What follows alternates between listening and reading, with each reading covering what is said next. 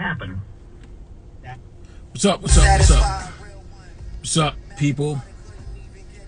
I wanted to come on here today, quick fast, and talk about the Gabe Rosaro, Gabriel Rosado, and Daniel Jacobs fight that's happening this weekend, and give my opinion on that fight because a lot of people are giving Gabe. What's up? What's up, peeps? What up? How y'all doing? How you doing? How you doing? How you doing?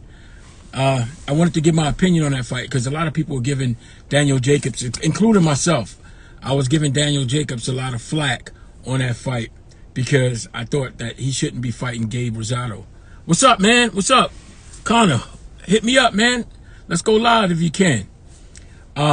Send me a request if you're not too busy, bro. So I wanted to give my opinion on that fight because I thought like it is a fair fight when you think about what Gabriel Rosado has done in boxing. He might have not been able to, reach the pinnacle, but he's been in boxing for a long time and he's done pretty well in boxing. So I feel like a lot of the times that we try to shun fighters who haven't reached the pinnacle. All right, there you go, bro. My man. I'm waiting for my main man, Connor. Connor, this is unexpected. Chad, the Yo, Chad. what's going on, bro? You good? Yes, good, good. How you doing, man? Yeah, I'm good, man. I'm just chilling here. Got a crazy hair, dude. How you feeling after that brilliant performance, bro? Yeah, it was good, man. Obviously, I watched it back, and I'm my harshest critic, of course. So, there's still so much room for improvement. But overall, I'm happy with it. I beat him. I believe I beat him better than Porter did. I was more selective with my shots, and landed some good shots on him, and done what I had to do to win ultimately. I think, honest to God, and I'll be honest with you. I'm a shooter from the hip. I think Yeah. you did everything right, bro. I think you did. I was so impressed with with your punch selection. You added more head movement to your arsenal. Before you was the destroyer. You came in and you actually boxed. You slipped. You beat him more impressively than Sean Porter. Absolutely, you did great in that Yeah, fight. yeah, and it's all learning. Do you know what I mean? So Yeah, a year ago, I wouldn't have been able to have this fight. 6 months ago, I probably wouldn't even be able to have this fight. It's like if you knew me yesterday, you don't know me no more. Like that's how right. quick I change. So we're just learning, man. We're just continuing to grow, work on the basic fundamentals. Defense, ring IQ. There's so much to work on. There's so much to improve on. I've just been in the gym learning. So hopefully, come March time, looking at the likes of maybe fight out in the States or some stage fight Vargas over there or Adrian Granados. Oh, that's a good fight. Those are really good fights for you. Yeah, so some of them top boys over there fight in America, then come back here, have another one, and then have a big domestic end of the year. Oh, so it doesn't seem like they're gonna be able to get you Josh Kelly, huh? Not at the minute. He's obviously got a big challenge in Avanesian. So Right. let him take care of business. I hope he comes through it. It's a big task, but if he does come through it, all the big domestics is what the British public demand, and it's what they want. So what do you think he did good in that fight? Did he surprise you in anything in that fight? Oh, Formella? Yeah. Nah. Like he couldn't. Nah, there was nothing to worry about. I was so calm in there. His punching power was near none. The respect for his power was near none. Right. His skill set. It was a little bit awkward and tricky. Right. He'd try and smother my work on the inside, and then he'd switch angles. He'd go round to the right, then round to the left. Right. But I'd just hunt him down. If he wanted to move, I would have hunted him down, and it was better off him smudging my work than being at the end of my punches. Right. Right. But what I saw you do on the inside was very smart. If I had to say anything, I would have said more uppercuts from long range, because on close end you were throwing them, and you landed a few, but I think you had more opportunity to land more uppercuts from a distance. But other than Yeah. that, bro, other than that, you pitched a shutout. I honestly believe you pitched a shutout. It was an excellent performance. I know you are hard on yourself than others should have been, but man, I think you did amazing. You went from a full-on brawler to a boxer in one fight, bro. That is Yeah. I appreciate progression. that. No, that's I'm not. You know me. I I know you say how it is. I say how it is, and your performance was great. Honest to God, your progression is on point. Well, what it is you got all these other fighters calling me out and all that. I ain't in no rush. You know, Right. me and my team will take the fights. We won their fights, the public demand. The likes of Sebastian Formella. I'm now ranked number 29 in the world. You know, third youngest. You think you've got only other youngest ones are Virgil Ortiz and Rashid Ellis, and then myself. Right. You know, we're all learning, man. And the likes of Samuel Vargas's, Adrian Granados. These are that's the next. I would say Formella's maybe it is tricky, durable, but Vargas has more fighting in, which means he's more open to me landing a heavy shot. Whereas Formella was very awkward, and I had to really push the pressure with Vargas. He'd come for it. And then we'd meet bang in the middle, and whoever lands first. Right. You know, it's good night. So now, how far are you going to have a break in between before you look to get back out? Well, I've got my baby on the way. I know. Congratulations on that. January 29th due date. Just bought a house as well, so doing full house renovation. Congratulations on that one. So there's a lot going on at the minute, but obviously, you know, training's obviously a priority. So I'm gonna have a break over Christmas, see if I can get to Australia, see my family, and then if not, because due to COVID, the quarantine there for 2 weeks, quarantine coming back for 2 weeks. I'll hopefully fight March time, straight after the baby's born, March, April. Man, but listen, these long layoffs they still do me good. It's been proven, you know, 3 times out of 3 I've had a long layoff and injury. I've come back better. So this break ain't a break. It gives me time to train, to work, to learn, instead of rushing towards the date. Being able to train on a full stomach and learn, rather than having to do media requirements and press and training, starving and focusing on getting fit to do 10 rounds. Now I can go to the gym, have a nice fry up and on a nice full stomach, and go to the gym with a big smile on my face, ready to learn. And you made weight easy, right? No problems. No, I'll be a welterweight for the next few years. Good stuff, man. Listen, bro, and you know I've been following your career for a long time. I am 100%. You know, you my guy, 100%, bro. I appreciate it, bro. I would love the names that you mentioned, because I think those are all progression fights, and those are all necessary fights. If he can get Granados in there, Jesse Vargas in there, those are great. Yeah, I'd come to the States. Don't get me wrong, I'd fight them in the States. But you already fought in the States before. But Brandon Sanudo, he was a top boy. I'd fight Vargas in Canada. I'd fight Granados in wherever he's from, and I'd fight the Vargas wherever they're from. I'll fight them. Right. And those are great fights for you, bro. I think that those are natural progression fights for you. Another good fight for you, could that be made, is Rashidi Ellis. That's another fight. That's Rashid is my guy. You know why? Because he's from Barbados. Right. That's where I'm from. So we both carry that Bayesian flag. See, the likes of Rashid, this Virgil Ortiz, Kelly's. We're the future. Right. And do you know what I mean? So those are the fights that you want to make when there's big titles on the line. You build that up to it. Yeah. But I'd rather fight a Jerome. And see, Ellis is my guy. I want him to do well. Do you know what I mean? Yeah. Rashid, he's from Barbados. Yeah. Do you know what I mean? You got to root for your own. I really, and honest to God, for Rashidi Ellis, he should be at the title precipice now. He Yeah, should really should. be somewhere where he's next in line. I know it's his promotion. I always get at them, but that's a different story for a different day. But Yeah. now, let me ask you a question. Are you keeping up with the fights that's going on here in the States? Are you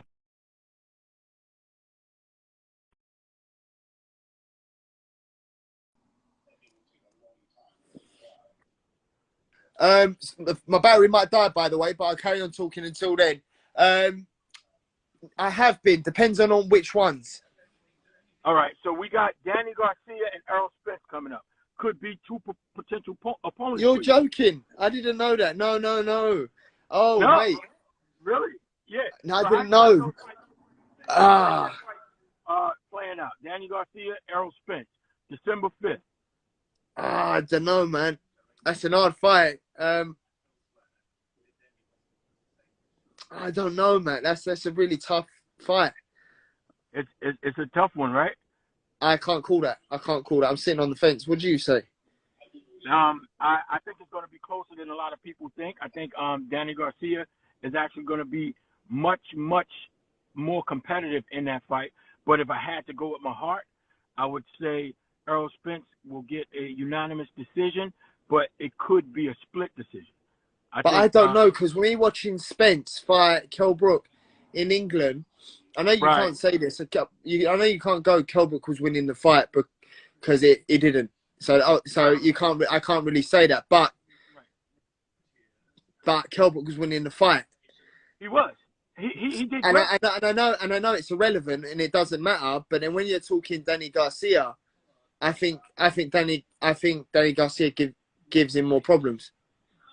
I do, and that's why I said I think it's closer. But the difference in that between those two guys is Kell Brook could box and move, right? Yeah. And Danny Garcia can do that, but he doesn't often. He's a flat-footed fighter, and that's where he generates his power, on his flat foot. Whereas Errol Spence has the ability to mix it up. He can bang, and I think Danny Garcia's success will come by dragging Errol Spence into a banging match. But will Errol Spence be the same after the crash? See, I don't give him that leeway, right? Because you're not. If he, no, absolutely not. Because if he passed the physical, if he said, "I want this fight," he is ready. He doesn't get, because think about this. They're not going to give Danny Garcia the grace period if Danny Garcia wins. I mean, if Errol Spence. If Danny Garcia wins, they're going to say, well, no, if Errol Spence wins, they're not going to say, oh, well, he was in a car accident, right? They're not going to say he was in a car accident if he wins, right? So that shouldn't be the same if he loses, right? If Danny Garcia wins, they should not say, oh, well, Errol Spence was in a car accident. He's not the same. He passed. Yeah. The doctors approved him to fight. He wanted to fight. There's no passes. I don't care what he looks like. You know what I'm saying? So I got you. I'm not giving him that pass. I'm saying the best man should win that night, and that's all I'm going for. So, but I am still edging Errol Spence out because of his many facets in his game, in his fight game. You understand? So that's the only reason why I'm going that way. Another fight that's going on in the States, which is this weekend, it's kind of huge. It's an exhibition, though. It's Roy Jones and Mike Tyson. Yeah, what do you think about that one? Mike Tyson's a natural heavyweight. That's first things first. But Mike Tyson's been smoking that reefer. So it's like, I don't know. He's either going to knock him out in the first 2 rounds, or he's done. But here's the thing with that fight.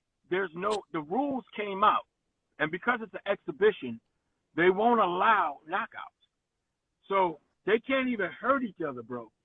It's truly an exhibition fight. Nah, they will hurt each other. I don't care what nobody says. I know, but the rules are they're not supposed to knock each other out.